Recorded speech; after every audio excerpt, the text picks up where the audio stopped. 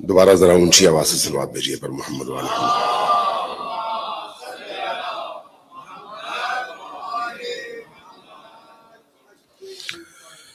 اعوذ باللہ من الشیطان اللعین الرجیم، بسم اللہ الرحمن الرحیم۔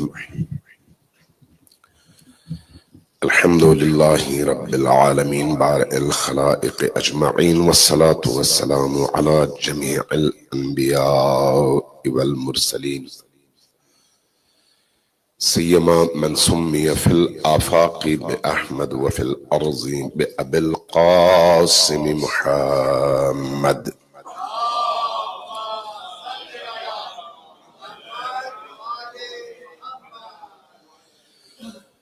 والصلاة والسلام على أولاده الطيبين الطاهرين المعصومين الميامين، واللعنة الدائمة على أعدائهم أجمعين. أما بعد، فقد قال الله تبارك وتعالى في كتابه المجيد، وهو أصدق القائلين وقوله الحق. بسم الله الرحمن الرحيم. فمن حاجك فيه من بعد ما جاءك من العلم فقل تعالوا ندعو أبناءنا وأبناءكم ونساءنا ونساءكم وأنفسنا وأنفسكم ثم نبتهل فنجعل لعنة الله على الكاذبين۔ صلوات بر محمد وعلى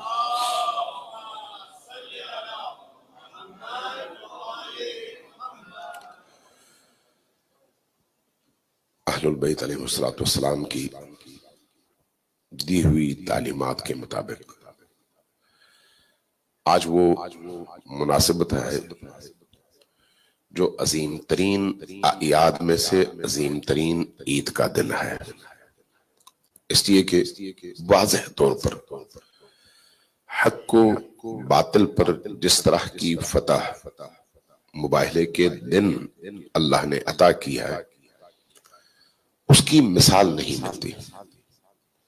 اس اعتبار سے عید ہے، عبودیت کا دن ہے، اللہ کی بارگاہ میں شکرانہ ادا کرنے کا دن ہے، خوشی کا دن ہے، سرور کا دن ہے، اور مؤمنین کے دلوں کی راحت، فکروں کے آسائش اور اطمینان قلب کا دن ہے کہ اللہ نے ہمیں اس قبیلے میں پیدا کیا جس قبیلے کا امام علی ابن ابی طالب ہے۔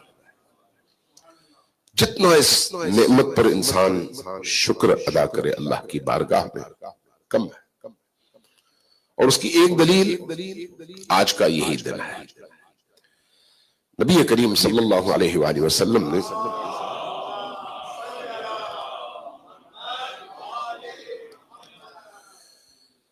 اہل زمین کو آسمان سے ملانے کے لیے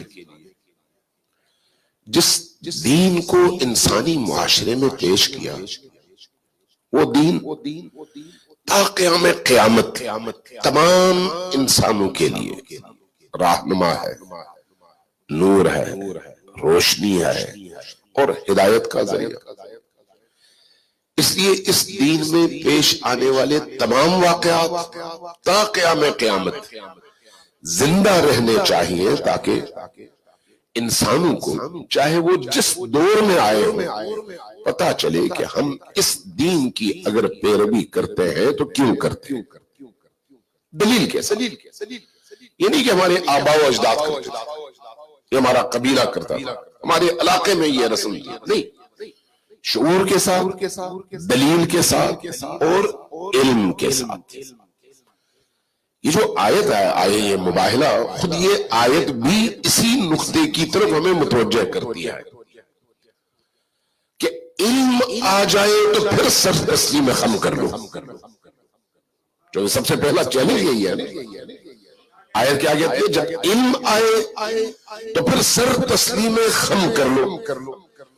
اگر سر تسلیم خم نہ کرو تو پھر دو رستے ہیں، ایک یہ کہ سامنے والا جو گروہ ہے وہ تلوار لے کر کھڑا ہو تو اس سے پھر جنگ کرو، اور اگر تلوار لے کر کھڑا نہیں ہے اور پروپیگنڈوں کی دنیا میں، جھوٹ کی دنیا میں، تہمتوں کی دنیا میں اللہ کے بے شعور بندوں کو گمراہ کر رہا ہے، تو پھر اس کے مقابلے میں حق کا وہ پرچم لے کر کھڑے ہو جاؤ جس کو مباہلہ کا پرچم کہتے ہیں۔ دونوں صورتیں اسلام میں، اسلام نہ صرف تلوار سے پھیلا، نہ صرف دعوت سے۔ جہاں دعوت کی ضرورت تھی وہاں پر دعوت کے ذریعے سے دین پھیلا، اور جہاں تلوار کی ضرورت تھی وہاں پر ذوالفقار کے ذریعے سے پھیلا۔ دونوں اسلام میں بڑے اہم نکات اور بنیادیں ہیں۔ لہذا اسی آیت میں آپ دیکھ لیں، فمن حاجک، جب یہ آپ سے بحث کرتے ہیں، جدل کرتے ہیں، دلیل لانے کی کوشش کرتے ہیں، اور وہ بھی دلیل کون سے؟ وہ دلائل جن کی نہ ٹانگیں ہیں نہ بنیادیں۔ آج بھی ایسے لوگوں کی کوئی کمی نہیں ہے، آج بھی حقائق کو دیکھنے کے باوجود حقیقتوں کا انکار کر کے، آنکھ بند کر کے منہ کھولنے والوں کی کوئی کمی نہیں ہے دنیا میں، اور تب بھی ایسا ہی تھا۔ لہذا جو تب ہوا وہ اب بھی ہونا ہے، یہ ذہن میں رکھیے گا۔ دین کی تعلیمات ایسی ہے کہ اگر کوئی معاشرہ ان تعلیمات کو اپنی زندگی کا حاصل بنا لے اور دین کے اس سانچے میں اپنے آپ کو ڈھال لے، تو اس کو ان تمام صورتوں کا سامنا کرنا پڑے گا جن صورتوں کا سامنا یا نبی کو ہوا، یا علی کو ہوا، یا آل علی کو ہوا۔ یہ ہو نہیں سکتا کہ ہم کہیں امام زمان آئے ہماری مدد کریں، ہم تو کچھ نہیں کر سکتے۔ اگر ہم سچے پیروکار ہیں تو ہمیں انہی چیلنجز کا سامنا کرنا پڑے گا جو چیلنجز نبی کو پیش آئے، جو چیلنجز علی کو پیش آئے، جو چیلنجز آل علی کو پیش آئے۔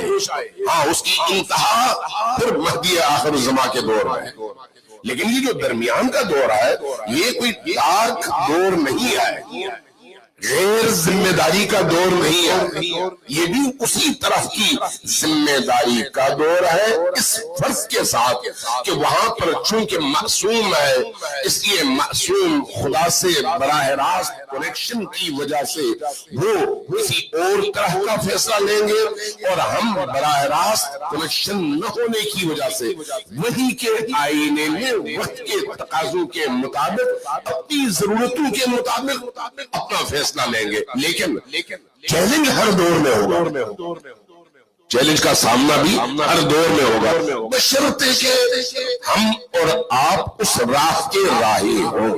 اگر راہی نہ ہو تو پھر کوئی چیلنج نہیں ہے، پھر آرام سے کھائیں پیئیں سوئیں جاگیں بچے پیدا کریں پیسے جمع کریں۔ لیکن اگر اس راستے کے راہی ہیں تو پھر ہمیں ہر اس امتحان کے لیے تیار ہونا پڑے گا جس امتحان سے نبی اور آل نبی گزرے۔ کیسے ممکن ہے کہ ہم ان کی راہ کو تھامیں، یہ کہے کہ ہم ان کی راہ پر آئیں؟ مباہلہ ہے، مباہلہ کی راہ۔ کیسے ممکن ہے کہ ہم کہیں کہ ہم ان کو اپنا پیشوا مانتے ہیں، ہم ان کو اپنا امام مانتے ہیں، تو پھر امام کو جو مشکل پیش آئے وہ مجھے نہ آئے؟ یہ پھر کیسے امام اور کیسا معموم ہے؟ جب امام کو ہم نے اپنا امام مانا تو پھر جو ان کو مشکلات پیش آئیں گی وہ ہمیں بھی آئیں گی، چاہے وہ فکری ہو، چاہے وہ تہذیبی، کلچرل اور معاشرتی اور سماجی ہو، چاہے وہ دفاعی ہو اور دین پر اغیار کی طرف سے ہونے والی الغار کی صورت کی، ہر وہ چیلنج جو تب تھا آج بھی ہے۔ یہ جو چیلنج ہے مباہلے والا، یہ فکری چیلنج ہے، یہ عقیدے کا چیلنج ہے، عقیدے کا چیلنج۔ یہ میدان جنگ نہیں ہے، اگرچہ میدان جنگ ہے لیکن وہ میدان جنگ نہیں ہے جہاں پر تلوار کی ضرورت پڑی، یہ وہ میدان جنگ ہے جہاں پر کردار کی ضرورت پڑی ہے۔ وہاں تلوار، یہاں پر کردار۔ اس لیے قرآن کریم کی یہ آیت کیا کہتی ہے؟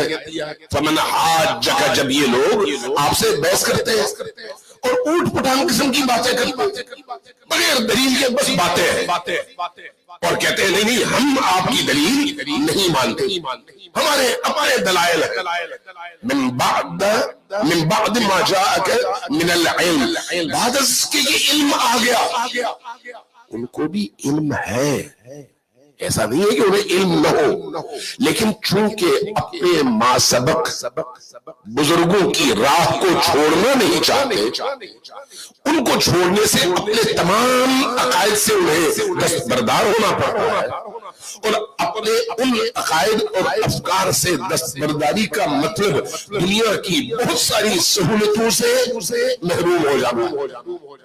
اس لیے علم کے آنے کے باوجود وہ اپنی اسی گمراہی پر، بے راہ روی پر اور غلط رستے پر ڈٹے رہتے ہیں۔ قرآن یہی کہتا ہے کہ علم اگر آ جائے تو پھر سر تسلیم خم کر لو۔ یہ معاشرتی اور انسانی بیماری ہے۔ خود قرآن کی انہی آیات پر اگر ہم غور کریں، اس میں صرف مسیحی مبتلا نہیں ہے، اس میں صرف یہودی مبتلا نہیں ہے، ہم بھی مبتلا ہیں، سنی بھی مبتلا ہے، شیعہ بھی مبتلا ہے۔ بہت ساری ایسی جگہ ہیں جہاں پر علم کے آنے کے باوجود سامنے والے کے چونکہ مفاد کے خلاف ہے، اس لیے اس علم کا انکار اور اپنے کلچر پر پورا زور لگا۔ علم آ جائے تو پھر ایک پاک ضمیر انسان، باشعور انسان علم کے سامنے سر تسلیم خم کر لیتا ہے، اور یہی علم کے قبول کرنے کی علامت بھی ہے۔ صلوات بھیجیے پر محمد والے۔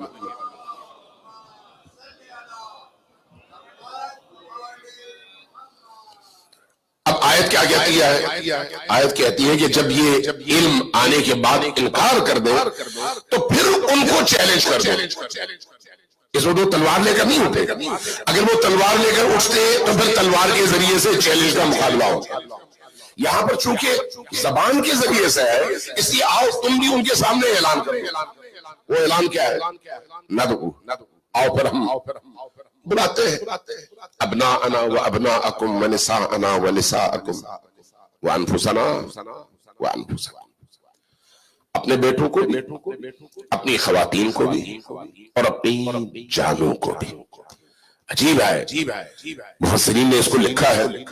میں آج اہل سنت کے بڑے بڑے جو نام ہیں، ابن تیمیہ جیسے، فخر رازی جیسے، اور کشاف جیسے بڑے بڑے مفسرین جو گزشتہ صدیوں کے اپنے فیلڈز کے امام رہے ہیں، امام کہلواتے ہیں اپنے اس شعبے کے۔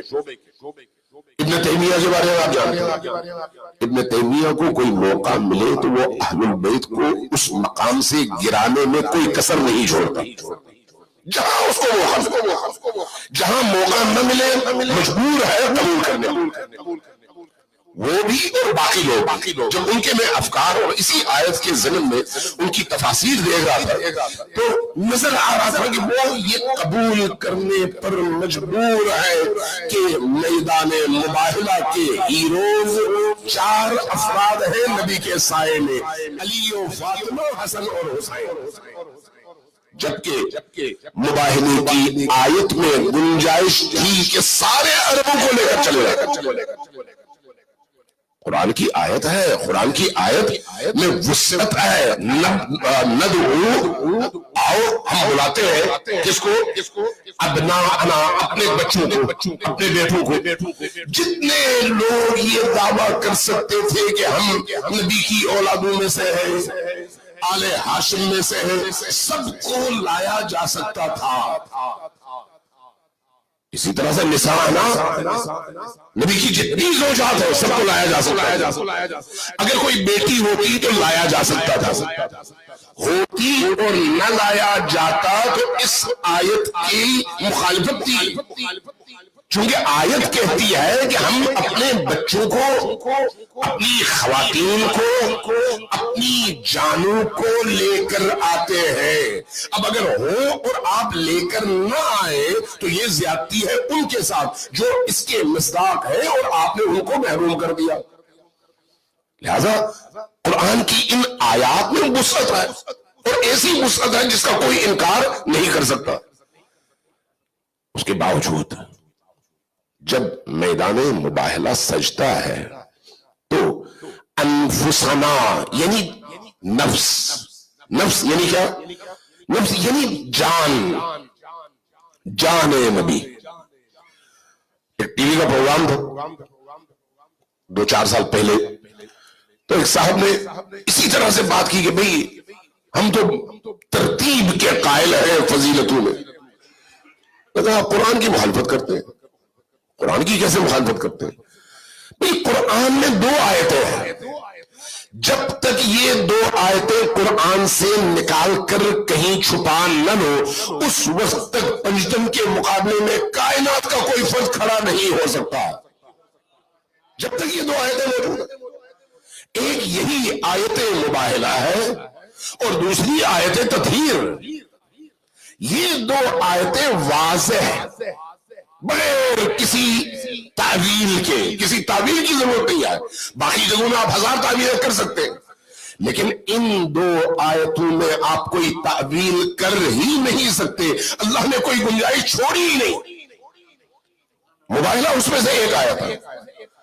میں نے یہ عرض کیا کہ جب آپ کو کہا جاتا ہے کہ رسول اللہ کی کہیں پر فرض کرے لاٹھی ملی ہے، تو آپ کہتے ہیں یہ لاٹھی ہم سب کی جانوں سے زیادہ عزیز ہے، کائنات کے ہر فرد سے یہ لاٹھی زیادہ قیمتی ہے۔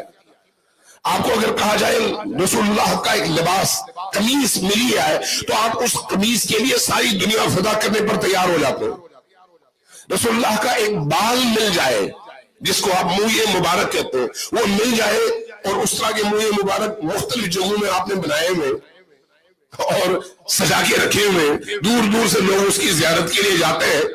احترام رسول ہے، لیکن منہ مبارک نہیں ہے، ہاں دکانداری ہے۔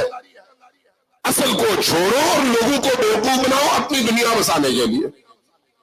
اصل کو چھوڑ دو، یہی کام ہم بھی کرتے ہیں بعض اوقات ہمارے یہاں بھی۔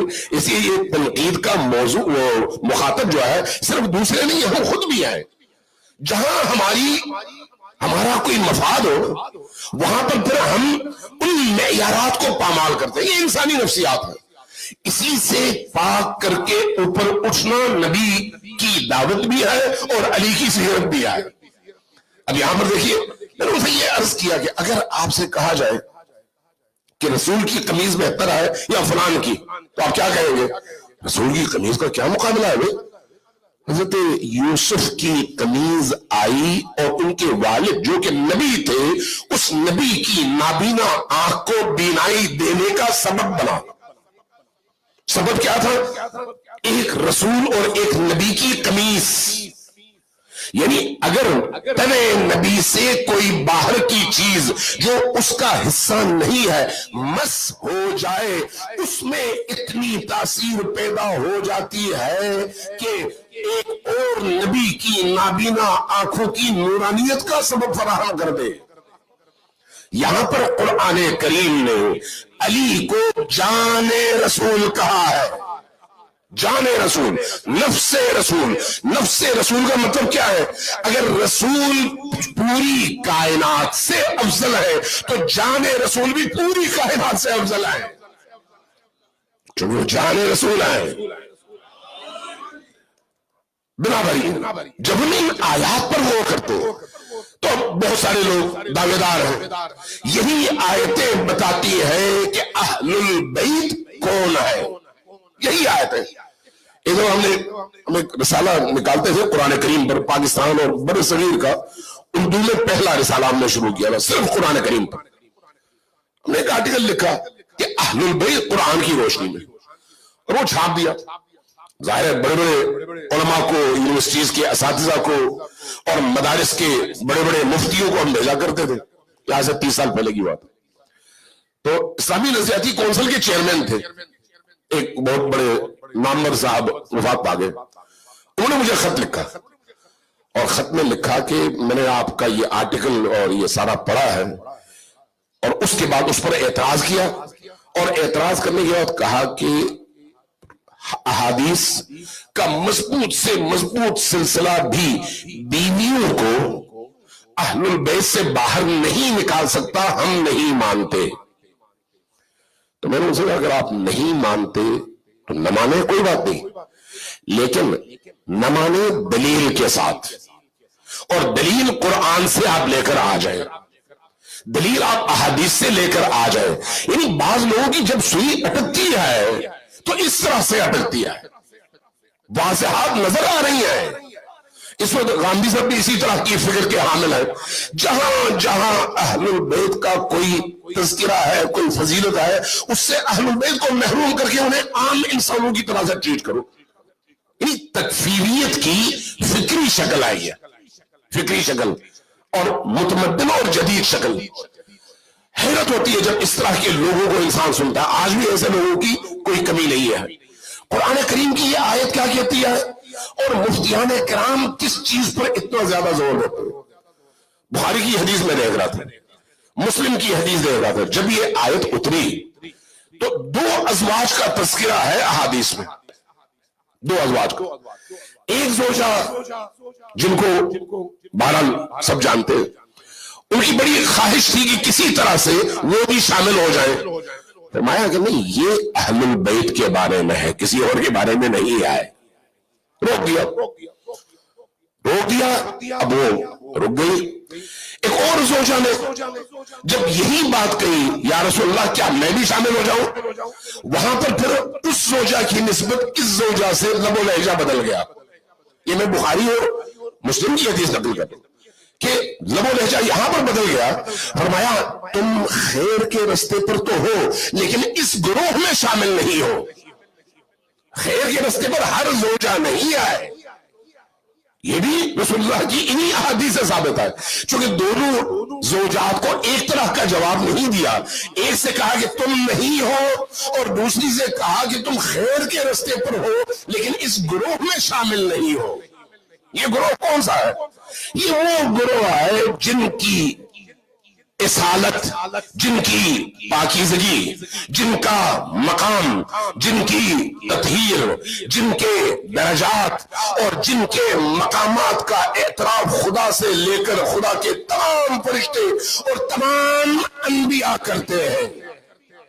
یہ وہ گروہ ہے. مختصر لیکن کائنات کی روح، کائنات کی جان. اس لیے میں امام رضا علیہ السلام کی روایت پڑھ رہا تھا. فرمایا کہ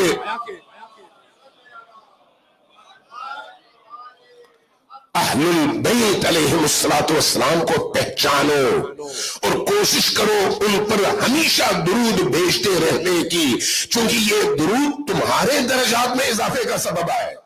اور اس میں پھر وجہ بیان کی.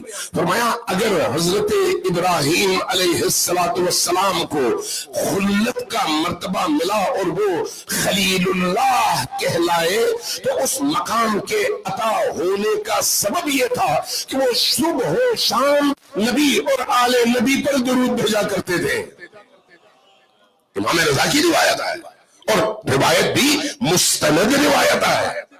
یہ وہ شخصیات ہیں، یہ وہ شخصیات ہیں. اس لیے جب ہم ابن تیمیہ کی اس روایت کو میں دیکھ رہا تھا اور زمخشری کی روایت کو، دونوں نے اس کو نقل کیا ہے اور فخر رازی نے بھی نقل کیا اپنی تفسیر میں. تینوں نے اس موضوع کو بیان کیا ہے اور بیان کرتے ہوئے یہ کہا ہے کہ جب ان ہستیوں کو نبی لے کر نکلنے لگے تو ہاتھ بلند کر کے فرمایا اللہم ہؤلاء اہل بیتی، با الہ یہ ہے میری اہل البیت. سب تھے اور داخل بھی ہو سکتے تھے اس آیت کے ضمن میں، اس مختصر گروہ کی تعداد میں اضافہ کر سکتے تھے، لیکن کس کا انتخاب کیا؟ جو اس اہل تھا، جس میں اہلیت نہیں تھی، وہ قریب بھی نہیں پھٹک سکتا تھا. لہذا نبی کریم صرف انہی کو لے کر آئے جو اس آیت کے اہل تھے اور جان رسول کہلانے کے، نساء رسول کہلانے کے، ابناء رسول کہلانے کی اہلیت جن کے اندر موجود. اب آپ تاریخ دیکھیں، نبی کریم نے بیست کے بعد سے جو اپنی موومنٹ شروع کی، تحریک شروع کی، اس میں اس مقام پر آ کر جب فتح مکہ اور بہت سارے بڑے بڑے واقعات انجام پا چکے اور اسلام کو ایک حیثیت مل گئی، تو آپ نے دعوت کا سلسلہ شروع کیا، اور اس دعوت میں خسرو کو دعوت دی، قیصر کو دعوت دی، کسرا کو دعوت دی، یعنی بڑے بڑے بادشاہوں کو دعوت دی۔ ان بادشاہوں کو دعوت دینے کے ساتھ ساتھ پھر مختلف ادیان کے علماء کو دعوت دی کہ میں آخری نبی ہوں، یہ دین آخری دین ہے، تم جس دین کو مانتے ہو وہ بھی تمہیں اس دین میں آنے کی دعوت دیتا ہے، آؤ اس دین کو قبول کر لو۔ اس تفصیل میں نہیں جاتا، ٹائم زیادہ ہو گیا، لیکن جب نبی کریم نے مسیحیوں کو دعوت دی اور مسیحیوں نے ٹال مٹول کرنا شروع کر دیا، لیت و لال سے کام لینا شروع کر دیا، تو پھر یہ آیت اتری، اور اس آیت کے نتیجے میں نبی کریم نے فرمایا ہاں اگر نہیں مانتے آؤ پھر میدان میں اتر آؤ۔ کیا کریں ہم میدان میں اتر کر؟ ہم ان خصوصیات کی حامل شخصیات کو لے کر آتے ہیں، تم بھی ان خصوصیات کی حامل شخصیات کو لے کر آ جاؤ۔ اب میدان حاضر ہے، اس میدان میں کھڑے ہوتے مقابلہ ایسے ہوگا کہ تم ہمارے خلاف اور ہم تمہارے خلاف ہاتھ اٹھاتے ہیں۔ اگر ہم جھوٹے ہیں تو تم ہمارے لیے بد دعا کرو، تم جھوٹے ہو تو ہم تمہارے لیے بد دعا کرتے ہیں۔ یہاں پر کس چیز کا مقابلہ ہے؟ سچ اور جھوٹ کا، کاذب اور صادق کا، کاذب اور صادق کا۔ اس لیے ایک طرف یقینی طور پر صادقین ہیں اور دوسری طرف یقینی طور پر کاذبین ہیں۔ فیصلہ میدان میں ہونا ہے کہ کون کاذبین کے گروہ میں ہے اور کون صادقین کے گروہ میں ہے۔ اگر صادقین کے اس گروہ میں کوئی شخص صادق کہلانے کے قابل ہے تو وہ اندر ہی ہوگا، باہر نہیں ہوگا، اور کاذبین میں سب آتے ہیں۔ لہذا جب نبی کریم اس مختصر سے گروہ کو لے کر آئے تو تاریخ کہتی ہے کہ نبی آگے تھے، علی پیچھے تھے، درمیان میں فاطمۃ الزہرا سلام اللہ علیہا تھی، اور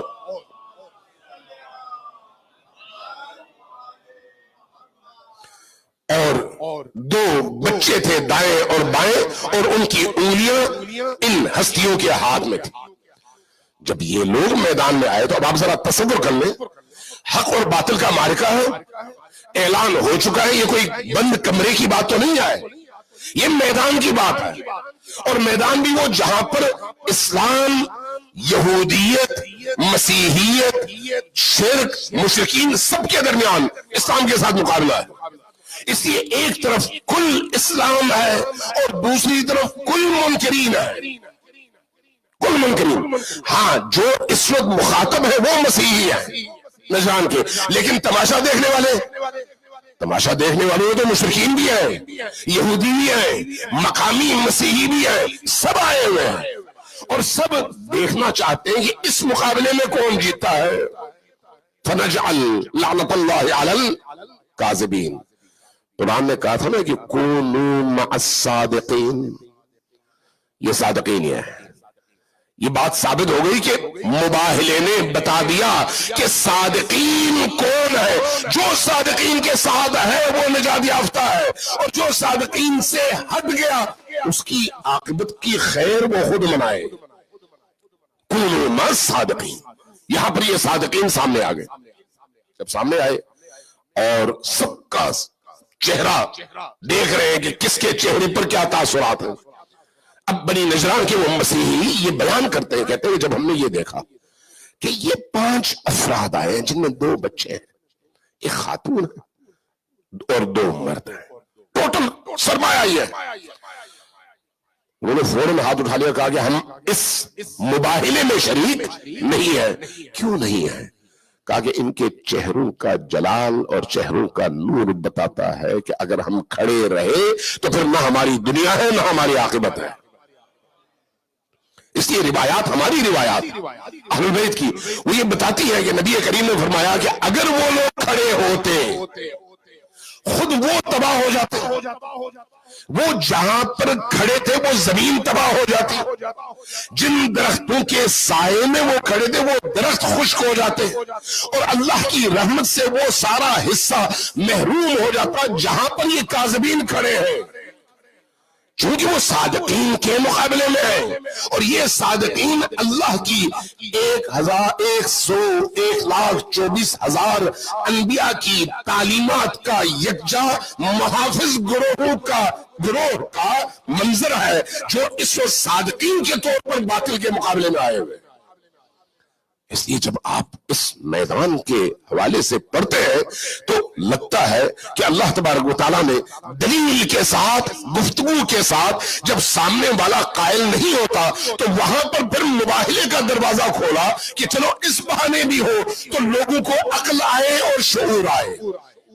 اب مشکل یہ ہے کہ مسیحیوں کو ان کے چہرے دیکھ کر، نجران سے آئے ہوئے تھے نا، ذرا غور کیجئے، انہوں نے پہلے نبی کو نہیں دیکھا تھا، پہلے علی کو نہیں دیکھا تھا، پہلے فاطمہ کو سلام اللہ علیہا نہیں دیکھا تھا، پہلے حسن و حسین کو نہیں دیکھا تھا، وہ ایک نگاہ ڈالی، ایک نگاہ، جیسے ہی یہ ہستیاں تشریف لائی ایک نگاہ ڈالی، انہوں نے ہتھیار ڈال دیے اور کہا کہ نہیں ہم ان کے مقابلے میں کھڑے نہیں ہو سکتے۔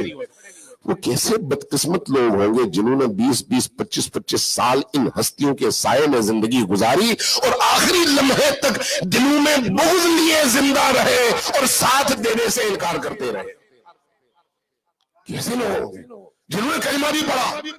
ہم جب کہتے ہیں کہ مشرک، کافر اور اہل نفاق 3 الگ الگ گروہ ہیں تو ان کے نہ سروں پہ سینگ ہے نہ پیچھے دم، ان کا کردار بتاتا ہے کہ کون صادقین کو قبول کرتا ہے اور کون میں تو لال سے کام لیتا ہے۔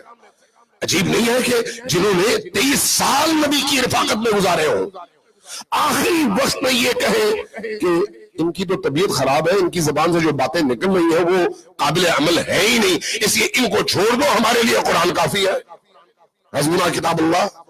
اور ہمارے محترم علماء کرام لہک لہک کے، چہک چہک کے، جھوم جھوم کے یہ پڑھ رہے ہوتے ہیں کہ رسول کریم نے فرمایا، وہ فلان صاحب نے فرمایا کہ حسبنا کتاب اللہ، ہمارے لیے کتاب ہی کافی ہے، رسول کی بات چھوڑ دو۔ کیوں؟ اس لیے کہ فی قلوبہم مرض فزادہم اللہ مرضا، دل جب بیمار ہو تو پھر یہ جو اناد اور بیماری ہے یہ بڑھتی چلی جاتی ہے، پھر ایسا فرد کبھی بھی حتیٰ روشنی میں ہوتے ہوئے روشنی سے استفادہ نہیں کر سکتا، تاریک رہتا ہے اور تاریکی میں رہتا ہے۔ صلی اللہ علیہ محمد وآل محمد۔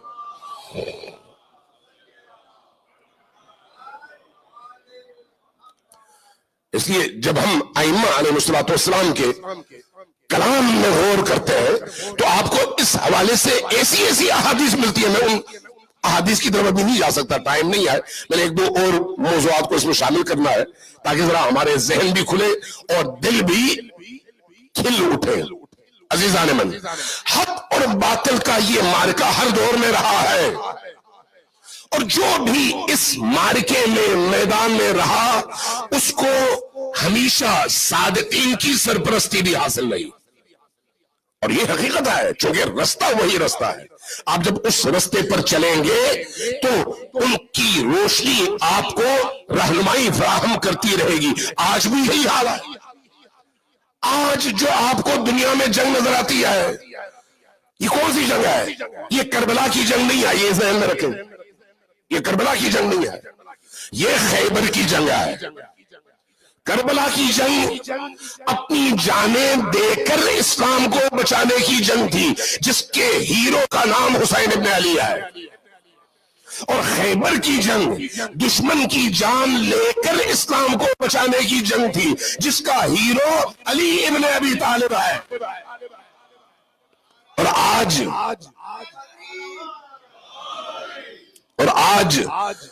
اسی مباہلے کی راہ پر گامزن لوگ خیبر کے میدان میں کھڑے ہیں، خیبر کے میدان میں روح کربلائی ہے کہ اگر اس راہ میں جان جاتی ہے تو 1000 دفعہ جائے، لیکن ارادہ کربلا والا نہیں ہے کہ ہم اپنی جان دیں گے اور پھر لاشوں کی صورت میں جائیں گے. نہیں، اب ہم جان لیں گے ہر اس کی جس کے اندر یزیدیت اور فرعونیت موجود ہو اور اللہ کے مقابلے میں کھڑا ہونا چاہتا ہو. یہ وہ معرکہ ہے، یعنی خیبر کا معرکہ. مجھے یاد ہے بعض اوقات ہم پریشان ہو جاتے ہیں. لوگ جب مجھ سے بات کرتے ہیں انہی ایام میں، گزشتہ ایک ہفتے میں مختلف لوگوں سے واسطہ پڑا، مختلف لوگوں کے سوال و جواب میں نے سنے. میں دیکھتا تھا کتنے پریشان ہوتے ہیں. بعض لوگوں کو وہاں کے سرزمین میں رہنے والوں کی پریشانی تھی، بعض کو میرے بچوں کی پریشانی. بھائی وہ وہاں پر رہتے ہیں، ان کو ذرا نکال لیں. بھائی اس معرکے میں اگر آپ کا صرف ایک بال بھی ٹوٹتا ہے تو اس سے بڑھ کر فضیلت آپ کے لیے اور کیا ہے؟ صرف ایک بال، جبکہ اس کی کوئی حیثیت نہیں ہے. یہ تو وہ معرکہ ہے جہاں پر ہم اگر اپنی پوری ہستی بھی قربان کر سکے اللہ کی راہ پر اور اللہ کے ولیوں کی راہ پر، تو اس سے بڑھ کر اللہ کی طرف سے انعام کوئی اور نہیں ہو سکتا. اس لیے کہ آج کے دور کے خیبر کے معرکے میں وہی اہل خیبر کے ساتھ کھڑا رہ سکتا ہے جس کی روح میں علوی پاکیزگی موجود ہو. نفاق نہیں، دنیا پرستی نہیں. مجھے یاد آ رہا تھا بعض دوستوں نے جب مجھ سے کہا کہ بھئی ہم کیا کریں، کہا بھئی اطمینان سے رہو، دعا کرو اور دعا کرو کہ تمہارے بچے بیوی وغیرہ وغیرہ جو وہاں پر ہیں ان کو بھی اللہ وہی روح عطا کرے جو کربلا والی خواتین اور بچوں کے اندر اللہ نے پیدا کیا ہے. تو یہ ہماری زندگی کا حاصل ہے اور یہ ہماری خوش قسمتی ہے کہ آج ہم اپنی آنکھوں سے، یعنی یہ جو دور ہے، اپنی آنکھوں سے حق اور باطل کے ایسے معرکوں کو دیکھ رہے ہیں جہاں پر نظر آ رہا ہے کہ قلت کے باوجود حق پرستوں کو اللہ کس طرح سے کامیابی دیتا ہے. اور کم من فئۃ قلیلۃ غلبت فئۃ کثیرۃ کی اعلیٰ ترین مصداق ہمیں نظر آ رہی ہے.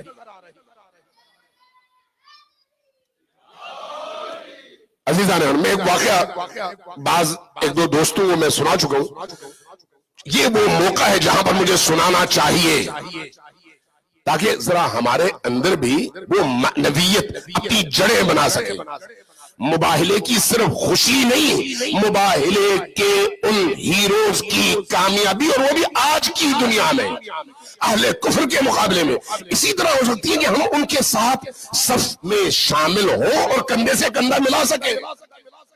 مجھے یاد ہے جب 2006 میں جنگ ہوئی تھی لبنان، حزب اللہ اور اسرائیل کی، اس موقع پر ایک عجیب کیفیت تھی. ہم اس وقت پاکستان میں تھے اور اسلام آباد میں تھے. اس 33 روزہ جنگ میں صورتحال بڑی عجیب رہی. یہ میں قطر کے وزیر خارجہ کی بات کر رہا ہوں، چونکہ اس زمانے میں بھی وہی امریکیوں کا ایلچی ہوا کرتا تھا صلح کرانے کے حوالے سے. اس نے یہ واقعہ بیان کیا قطر کے وزیر خارجہ نے، کہا کہ 32واں دن تھا. اس وقت میڈم رائس وزیر خارجہ تھی امریکہ کی. کہا کہ میں گیا ان سے ملا، یہ جنگ کسی طرح سے روک دیں، اس کے بڑے منفی اثرات رونما ہو رہے ہیں. وہ منفی اثرات کیا تھے؟ اگرچہ لبنان میں وہ بمباری کر رہے تھے، لیکن جو عرب دنیا ہے اس عرب دنیا کے اندر تشیع کے حوالے سے، علی کے رستے کے حوالے سے جو شعور اجاگر ہو رہا تھا وہ ایک ایسا شعور تھا جس کی ماضی میں کوئی مثال نہیں ملتی. وہ جو متعصب ترین معاشرہ ہے، حتیٰ سعودی معاشرہ، کویتی معاشرہ، اردنی معاشرہ، مصری معاشرہ، باقی ممالک، عرب ممالک، وہاں پر لوگ حزب اللہ کے لیے جن کو عام طور پر کافر سمجھا جاتا تھا، کفر کے فتوے عام تھے، ایک ایسے معاشرے میں ان مجاہدین کے لیے لوگ سڑکوں میں نکل رہے تھے، اور وہ بھی 10-10 ہزار 20-20 ہزار کی تعداد میں اس گھٹن کے ماحول میں. یہ 2006 کی بات بتا رہا ہوں، تاریخ اٹھا کر دیکھ لیں. ہو سکتا ہے اس زمانے کی آپ کو ان مختلف ممالک کے بڑے بڑے اجتماعات اور ریلیز کی آپ کو ویڈیوز مل جائے، جو میں اپنی آنکھوں سے دیکھ چکا ہوں، اس لیے عرض کر رہا ہوں. صورتحال ایسی تھی کہ ان ارد گرد کے بادشاہوں اور نظامات کو یہ خطرہ لاحق تھا کہ بھی ہمارے اپنے عوام اس وجہ سے جاگ رہے ہیں اور ان کے اندر ایک عجیب ولولہ پیدا ہو گیا ہے اسرائیل کے خلاف، یہودیوں کے خلاف، تو یہ اس کو تھمنا چاہیے ورنہ ہماری اپنی حکومت خطرے میں ہے۔ لہذا قطر کے وزیر خارجہ کہتے ہیں کہ میں نے جا کے میڈم رائس سے کہا، اس نے کہا کہ نہیں ابھی کوئی فیصلہ نہیں ہوا کہ ہم اس جنگ کو روک لیں۔ اچھا، کہتے ہیں میں مایوس ہو کے واپس آیا، ایک دن گزرا، رات میں یا صبح میں واپس آنے کی سوچ رہا تھا، رائس کا فون آیا، کہاں ہو؟ میں نے بتایا کہ میں واپسی کی تیاری کرتا ہوں، کہا فوراً پہنچ جاؤ۔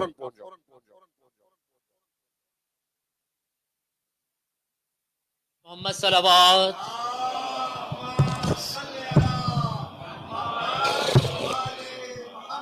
جب میں پہنچا تو انہوں نے فوراً کہا کہ ہماری طرف سے سیز فائر ہے، جاؤ اس کا اہتمام کرو اور حزب والوں سے، سید سے اور اس پوری کمان اور چین سے بات کرو۔ کہتے ہیں میں حیران ہوا، رات کل جب میں نے ڈیمانڈ کی تھی یہ مان نہیں رہے تھے، آج یہ خود کہہ رہے ہیں کہ ہم جنگ بندی کے لیے تیار ہیں۔ یہ قطر کے وزیر خارجہ کی بات بتا رہا ہوں۔ واپس آیا اور اس نے فوراً یہاں پر بات کی، جنگ بندی کی تیاریاں ہوئی اور 2 دن کی مہلت لی گئی اور ان 2 دنوں میں سارے حساب کتاب اور معاہدے اور اس کی شکلیں وغیرہ منظور ہوئی اور جنگ بند ہو گئی۔ اب جنگ بندی کے بعد قطر کا وزیر خارجہ دوبارہ گیا بیروت اور سید سے، سید مقاومت شہید سے ان سے مل کر کہا کہ یہ بتائیے کہ مجھے پتا چلا ہے کہ آپ کے پاس کوئی ایسا اسلحہ آیا ہے جو حتیٰ اسرائیلیوں کے پاس ابھی نہیں ہے، امریکیوں کے پاس نہیں ہے، جو آپ نے استعمال کیا اور اس کی وجہ سے اسرائیلی فوراً جنگ بندی پر راضی ہوئے اور ان کی رضامندی پر امریکیوں نے فوراً کہا کہ ہم جنگ بندی کرنا چاہتے ہیں، جنگ روک لو۔ کون سا اسلحہ ہے جو آپ کے پاس ہے؟ اب اس کا جو جواب ہے وہ قطری وزیر خارجہ نے تو کہا کہ انہوں نے کہا کہ وہ میں آپ کو بتا نہیں سکتا، لیکن یہ جو بات میں نقل کر رہا ہوں یہ ایک ایسی شخصیت سے نقل کر رہا ہوں جو خود مجتہد ہے میرے جاننے والوں میں سے، انہوں نے سید سے بات کی اور سید نے ان کو بتائی، انہوں نے مجھے بتائی، صرف ایک واسطہ ہے درمیان میں، وہ سید بزرگوار اور مجتہد جنہوں نے ان سے سنا۔ کہتے ہیں جب وزیر خارجہ نے قطر کے مجھ سے پوچھا کہ وہ کون سا آپ کے پاس اسلحہ ہے جس کی وجہ سے امریکی اور صہیونی فوراً جنگ بندی پر راضی ہوئے ہیں، وہ ذرا مجھے بتائیں۔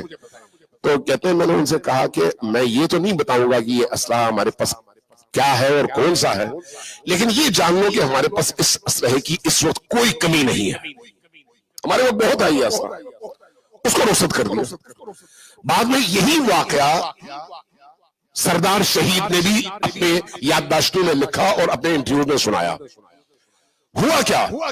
رات قطر کے وزیر خارجہ کے امریکی وزیر خارجہ سے ملنے کے بعد یہاں پر رات تھی، ایک جگہ جہاں پر جنگ جاری تھی 60 مجاہد حزب کے وہ وہاں پر جمع تھے اور ان کے ارد گرد ایک طرف مائنز اور دوسری طرف ٹینک، اور ٹینک جو ہیں اسرائیلیوں کے اور یہ محاصرے میں، اور اوپر فضا میں کوبرا ہیلی کاپٹرز اور سارے ہیلی کاپٹرز اسرائیلیوں کے، اور یہ اس کی زد پر 60 مجاہد، اور رات کی تاریکی، چاند رات نہیں تھی، رات کی تاریکی، کہنے لگے ایک ایسے محاصرے میں پھنس گئے تھے کہ وہاں سے زندہ نکلنا ممکن نہیں تھا۔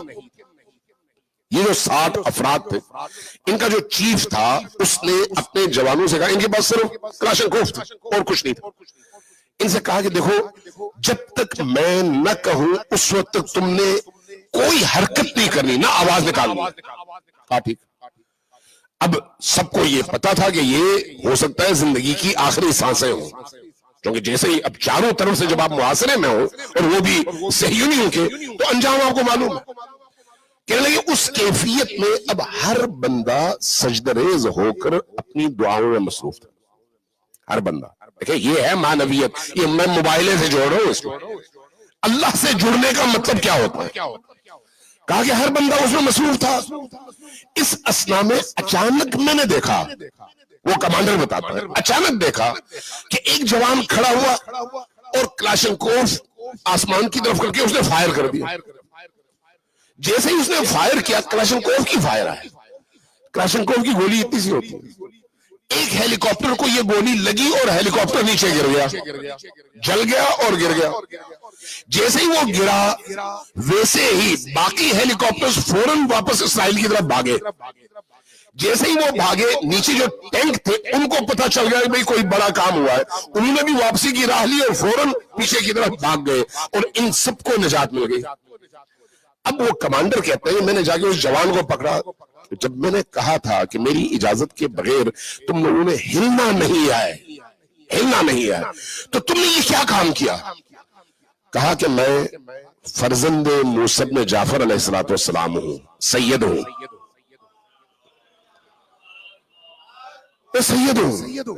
جب آپ نے یہ کہا تو میں سجدہ ریز تھا. سجدے کی کیفیت میں روتے ہوئے بی بی سے توسل کر رہا تھا. توسل. اس توسل کے دوران جب میرا توسل ختم ہوا، میں نے بی بی سے یہ عرض کیا کہ بی بی اس وقت آپ کے مکتب کے دفاع کے لیے ہم جانے دینے کو تیار ہیں. اگر ہماری جانوں کی قیمت پر آپ کا مکتب اور آپ کے ماننے والے بچتے ہیں تو ایسی 1000 جانیں قربان. ورنہ ہمیں اگر آپ بچا سکتی ہیں بچا لیں تاکہ ہم اور زیادہ ان کے خلاف قہر بن کر ٹوٹ سکیں. میں توسل کر رہا تھا. اس توسل کے فوراً بعد میرے کانوں میں بی بی کی آواز آئی کہ بیٹا اٹھو اور فائر کرو. میں یقین نہیں آ رہا تھا، رکا. دوبارہ آئی آواز، رکا. دوبارہ جب آئی، تیسری دفعہ جب آواز آئی تو میں نے صرف کلاشنکوف کی ایک گولی چلائی ہے، باقی سارا کام بی بی نے خود کیا ہے. آپ تصور کر سکتے ہیں؟ افسانہ نہیں ہے، جنگ بندی کی وجہ ہے. اور وہ بھی 33 دنوں کی اس ہولناک جنگ کے بعد جب زاہیہ کا علاقہ اسرائیلیوں نے نیست و نابود کر دیا. میں گیا ہوں وہاں پر اور اپنی آنکھوں سے دیکھ چکا ہوں کہ جس طرح سے انہوں نے غزہ کی مانند اس کو کھنڈر بنا دیا تھا. ایک ایسے موقع پر جب بی بی سے توسل کیا جائے تو پھر بی بی یوں مدد کرتی ہے. عزیزان من، دین 1400 سال پرانا نہیں ہے، نبی پرانے نہیں ہے، اللہ پرانا نہیں ہے.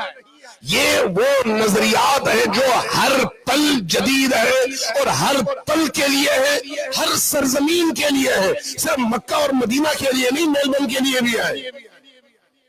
صرف اس زمانے کی امت کے لیے نہیں، جہاں جہاں علی والے، علی اور آل علی کے رستے پر کھڑے ہو، یہ نظریات وہاں پر تازہ بھی ہے اور جاندار بھی ہے، نئی روح پھونکنے کے قابل بھی ہے. لہذا آج کا دور وہی خیبری دور ہے. آپ ذرا تصور کر سکتے ہیں؟ آپ جائیں، جا کر انٹرنیٹ پر سرچ کریں کہ گزشتہ 40 سالوں میں اسرائیل نے، امریکہ نے، یورپ نے، باقی دنیا نے، عرب ممالک نے تشیع کے خلاف کتنا سرمایہ خرچ کیا ہے 8 ارب انسانوں کو گمراہ کرنے کے لیے. یہ میں آپ کو چیلنج کرتا ہوں، جا کے انٹرنیٹ پہ آپ سرچ کریں کتنا سرمایہ خرچ کیا ہے 8 ارب انسانوں کو گمراہ کرنے کے لیے. وہ پوری دنیا کا سرمایہ خرچ کرتے ہیں کس کے خلاف؟ تشیع کے خلاف. اور تشیع کو ایک امتحان کا سامنا کرنا پڑتا ہے، چاہے وہ 33 روزہ جنگ کی صورت میں ہو، چاہے غزہ کے 2 سالہ جنگ کی صورت میں ہو، چاہے آج کے اس مارکے کی صورت میں ہو. ایک مارکہ 8 ارب انسانوں کا ذہن بدل کر دنیا کو بتا دیتا ہے کہ حق کا کوئی چہرہ ہے تو وہ علی کے مکتب کا چہرہ ہے. اس لیے یاد رکھیں،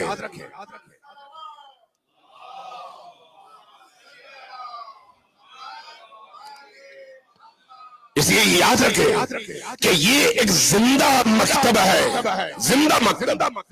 اور اس زندہ مکتب کا اثر ان لوگوں پر ہوتا ہے جن کے بدن میں زندہ روح ہوتی ہے، مردہ نہیں.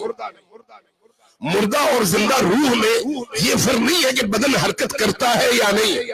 بعض اوقات بدن زندہ ہوتے ہیں، روحیں مردہ ہوتی ہیں، اور لوگ چلتی پھرتی لاشیں ہوتے ہیں. اور بعض اوقات بدن مرا ہوا پڑا ہوتا ہے لیکن اس میں اتنا تحرک ہوتا ہے، اتنی جان ہوتی ہے، اتنی زندگی ہوتی ہے کہ اگرچہ لاش ہے لیکن وہ مردہ لوگوں کو حیات بخشتی ہے۔ شہادت اسی موت کا نام ہے، شہادت اسی موت کا نام ہے۔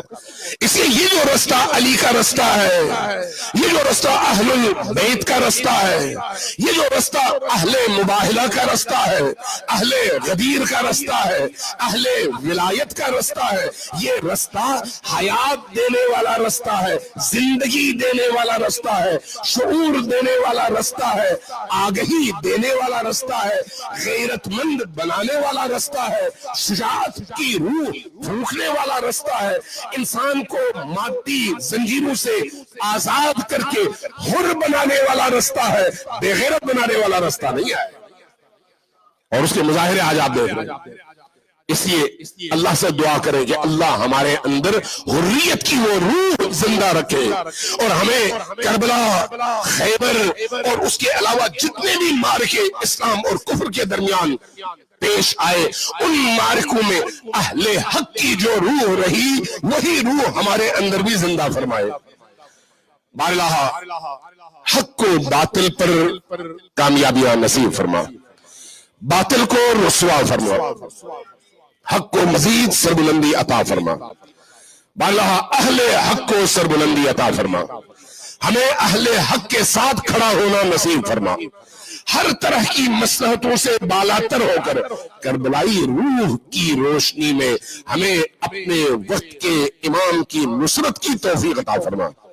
باراللہ امام وقت کے ظہور میں تعجیل فرما، ان کے پیروکاروں، ان کے جانثاروں، ان کے ساتھیوں کو دن دگنی رات چگنی ترقی، سربلندی، غلبہ اور کامیابیاں نصیب فرما۔ بالا دنیا کے جس کونے میں سچ اور جھوٹ کی جنگ جاری ہے، اہل صدق و صفا کو، اہل حق کو جھوٹ پر اور باطل پر اسی طرح مسلسل کامیابیاں نصیب فرما۔